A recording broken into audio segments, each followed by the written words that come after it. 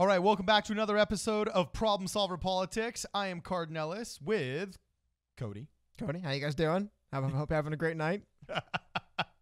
And today, we have got the most important of topics to discuss. Andrew Yang versus the penny. Yeah, every day, man. I see pennies every day. You know what I just realized? It reminds me of that old Tom Hanks movie. What was it? Joe versus the volcano? Okay. Do you remember that from like the I remember late the 80s, movie. early I remember 90s? the movie. I'm missing the connection, but I remember the movie. This podcast is Andrew Yang versus the penny. Okay. All right. That was a loose Hollywood reference, but we're going with it right now. It's the working title of this podcast.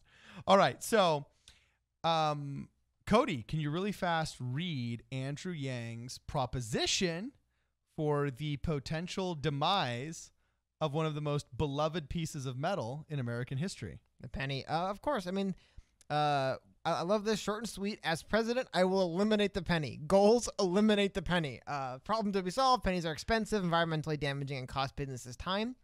Guiding principles here are environmentalism and efficiency.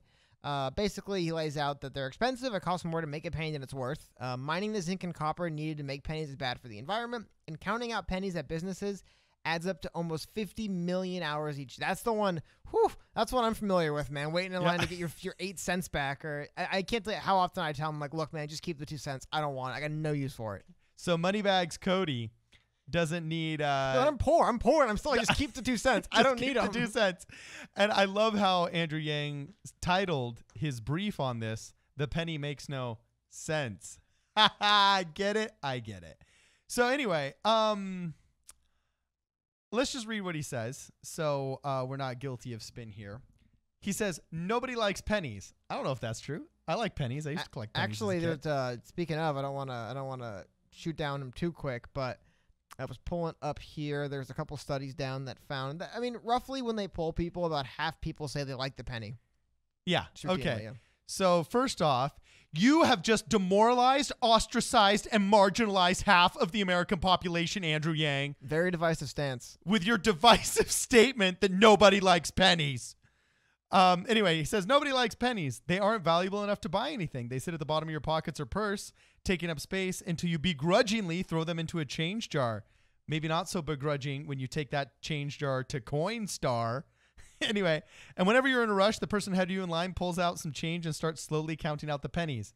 That's the slow person's problem, not the penny's problem. Just like that slow person in front of you in the fast lane, it's not the tire's problem, but the slow driver's problem. However, we'll continue. Seriously, though, there are many downsides to the penny. They're expensive, and he does say something that's very true.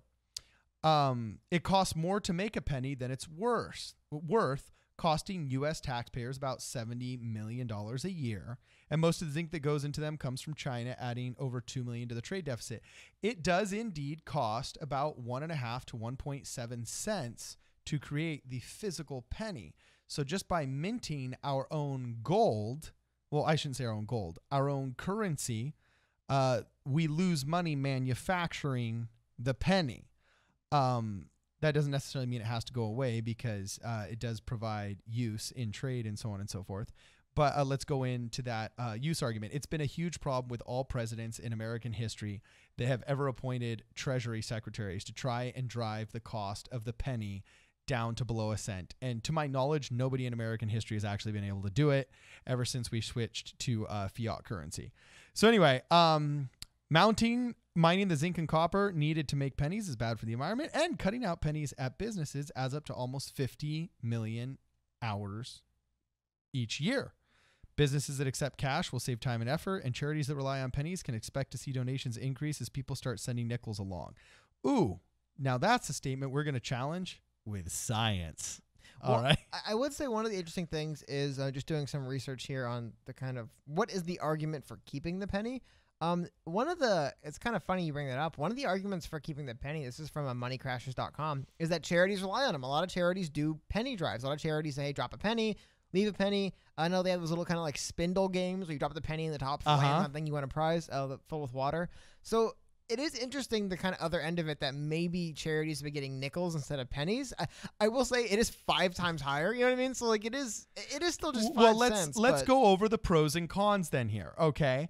Because his last His last statement is, and with all that money saved, we can invest in a way to honor one of our greatest presidents that doesn't involve losing his image in our couches constantly. I will admit that the one case for keeping the penny I'm the most difficult on right here. Money Crashes makes it they honor Abraham Lincoln. It is a little bit messed up. We're just removing Abraham Lincoln from not from all currency. He's got the 5, but from the change. We got angry about Andrew Jackson being on what was he on again? The $50 bill? He's still on 20s, right? Is he? Oh, the 20s. He's yeah. he's on my 20s. You know, I maybe don't have the newest ones. But Not my president. Not my $20 bill. He's an interesting guy. Sorry, I don't mess with anything but Benjamins. So I'm just kidding. So anyway. you only buy an even hundreds. You only only in even hundreds. We live in $75, Los Angeles. sir. Keep the change. I don't need it. I don't need $15, $25. So here's some facts about the U.S. penny. Okay, we mint about 8.4 billion pennies a year. Okay, more than nickels, dimes, and quarters all combined. Okay, and this is ahead of other countries that have phased them out. When I lived in Argentina, for example, there is no such thing as a penny. There's a 2-cent piece, and there's actually they don't even have an individual peso down there. The smallest they have is a 2 peso bill. Okay? So there's an argument about that. However, let's go over the the 3 biggest pros and cons really fast as we make this argument. Okay? And I think this is actually very important. First, we'll give the economic argument. Okay, here's a pro of preserving the penny. There is an argument, and actually a strong economic argument, that preserving the penny keeps consumer prices down and avoids harming low-income households. We're always worried about low-income and minority communities whenever we're trying to leverage any kind of legislation we propose. So let's look at the facts here. Director of the Pro Penny Group, this is from Procon.org, all right, which is pros and cons of current issues. And apparently the penny made it to the top of Procon.com. But anyway, when studied, the alternative to the penny is rounding to the nickel. Okay, instead of charging $2.97 for something, we charge $3 or $2.95. Okay, and trust me, it ain't going to go down to $2.95, but probably go up to $3, all right? So the alternative to the penny is rounding to the nickel, and that's something that will negatively impact working families every time they buy a gallon of gas or a gallon of milk. This could be true, definitely, in states like Utah. I went to college in Utah, and if you paid for gas with cash, you got a significantly lower price than if you paid with credit card or with a debit card because of the transaction fee. Well, if all of a sudden there's no more pennies to pay for your $39.27 of gas, it's going to cost you $39.30 instead, or $39.35, or whatever they round to. Okay. Well, I hear that, but let's just do a little mind game here. Let's say every day of the year, no matter what, you lose 5 cents a day to these changes every day. Yeah. For a full year. It's going to be like at least $5 to $7 a year. No, it's just 5 cents a day. It's $18.10 a year. That's what you lose. That's $20 a year. All right. Now that's legit though. And the U.S. Federal Reserve found that minorities and low-income people are more likely to use cash than credit cards. All right. And this is where it gets interesting. The extra rounding charges would exceed $600 million annually. $600 million annually. Wasn't that like $2 a person though? Yeah, but still, hey, I mean, here we are saying that we need to socialize all of the medical care system. I'm sorry. You know what I'm saying? I find it borderline offensive to imply that $2 a year is like, I get a lot of times people are out of touch and they'll say, oh, what's $500 a year? But we're talking $2 a year. I think that's where we're getting a little bit patronizing when we talk about you losing out on $2 a year. That's because you're what, Cody? I don't know what you're going to say, but I don't want to hear it. Okay. I'm sure somebody would find a way to call you something phobic or racist. But because, you know, those 2 cents, even those are racist now. Anyway, one study found that penny rounding in Canada, our friends to the north, all right, cost grocery store customers an estimated 3.27 million Canadian dollars, which of course is only about 2.5 million US dollars annually. So basically there's a minor argument that's economic. However, the number one economic against it is the penny has practically no value and should be taken out of circulation just as other coins have in U.S. history. And if indeed the purpose of money or the monetary system is to facilitate change, the penny no longer serves that purpose. So let's go along to pro number 2. A penny can be One used thing for. I just want to touch on something here I thought was pretty interesting. I'm not a huge fan of John Oliver. He's funny, though. I don't mind him. And he made a good point here. They have him on this article. Where he Are you says, going to quote John Oliver? well, he says 2% of Americans admit to regularly throwing pennies in the garbage, which means the U.S. Mint is spending millions to make garbage. And I will admit, like I said, I'm not Mr. Moneybags, but there's been times where I've dropped a penny on the ground and it's, penny lost. You know what I mean? I'm not going to, at a drive You would pick up a penny? No. Oh, side note.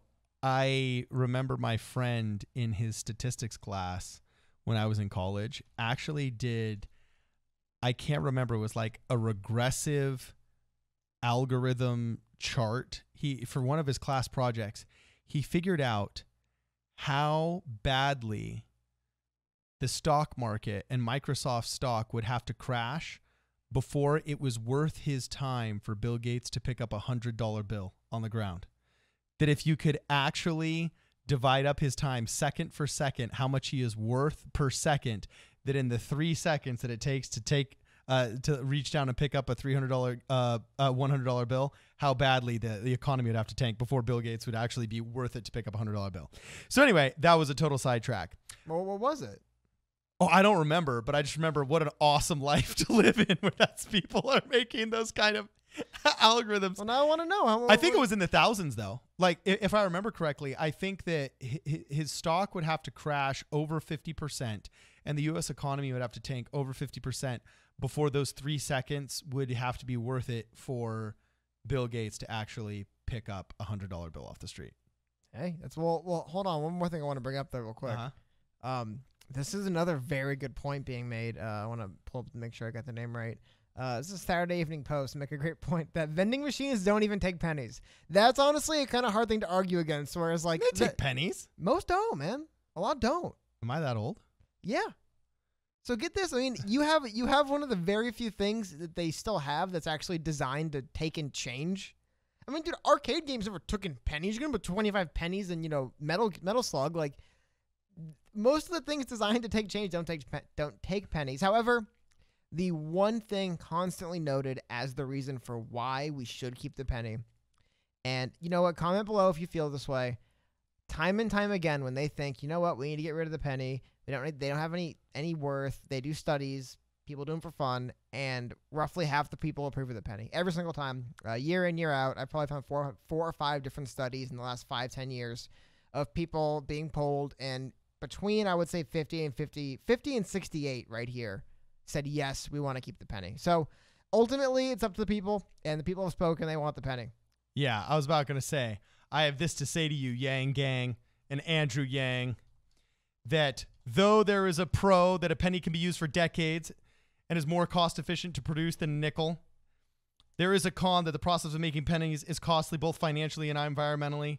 But the existence of pennies helps raise lots of money for charities. And you can't have a humanity first platform if you want to get rid of Abraham Lincoln on the most shiny piece of currency that we got besides the Sacagawea silver dollar, all right? Yeah, and like I said, comment below if you guys like the penny. Personally, I could do without him. I will admit, though, if the penny was gone, I'd probably miss it. There'd probably be a period in between where I'd kind of miss the penny. Yeah, this is the most important podcast you have ever seen on Andrew Yang. This is Problem Solver Politics.